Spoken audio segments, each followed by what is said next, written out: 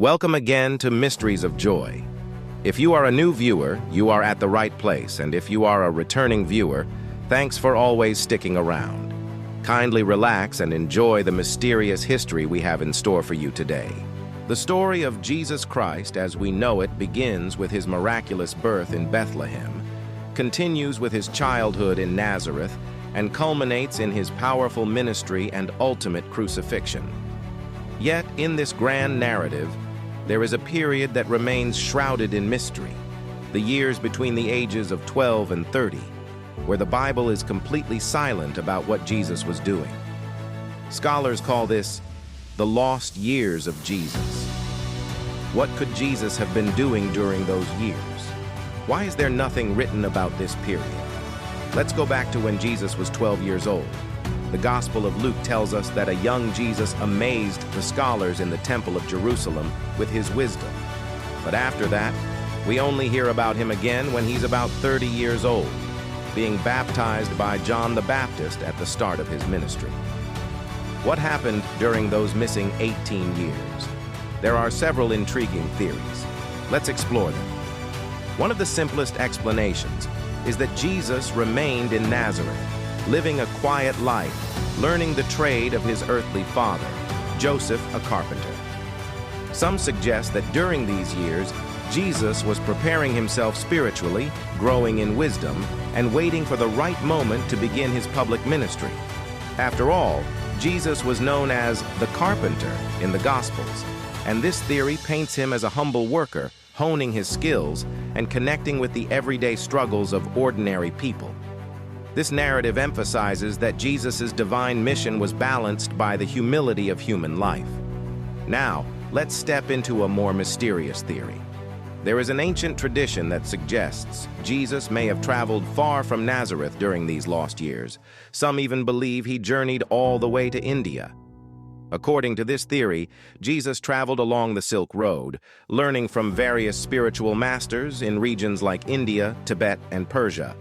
In India, it's said that Jesus, known as Asen, studied Buddhism and Hinduism, learning about meditation, compassion, and the spiritual laws of karma and reincarnation. Some even claim there are ancient manuscripts in monasteries in India and Tibet that record the presence of a teacher from the West who many believe was Jesus. Could it be that Jesus' message of love and compassion was influenced by Eastern spiritual traditions?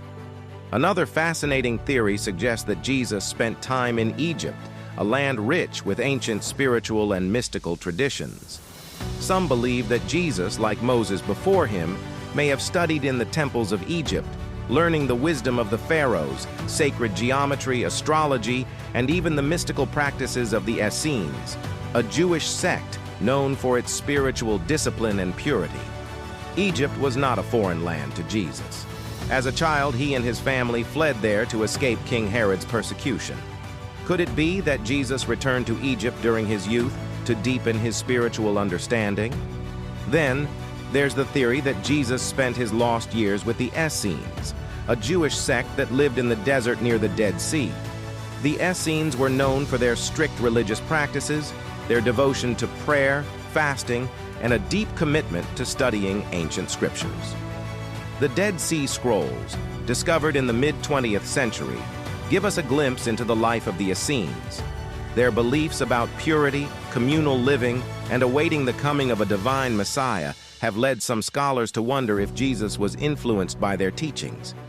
But perhaps the lost years of Jesus weren't spent in exotic lands or with mystical teachers. Maybe these were years of quiet preparation, a time of internal reflection, prayer, and meditation, where Jesus connected deeply with God, preparing for the immense task that lay ahead. The Bible tells us that Jesus would often withdraw to solitary places to pray, seeking a connection with his Father. Could the lost years have been an extended period of such preparation as Jesus waited for the divine timing to begin his public ministry? So, why is this period of Jesus' life such a mystery? Some scholars argue that the lack of information about these lost years may be intentional, allowing us to focus on Jesus' teachings, death, and resurrection. Yet these theories remind us that Jesus was not just a divine figure, but also a human being who lived, learned, and grew in wisdom. Whether he spent these years as a humble carpenter, a traveler in far-off lands, or deep in spiritual contemplation, the lost years of Jesus spark our imagination and remind us that even the greatest among us go through periods of silence, growth, and preparation before stepping into their true purpose. What do you think? Could Jesus have traveled to the east? Did he learn ancient wisdom in Egypt?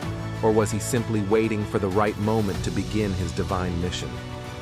The truth about the lost years of Jesus may never be fully known, but they remind us that life is a journey, a mysterious and sacred path full of lessons, silence, and moments of transformation.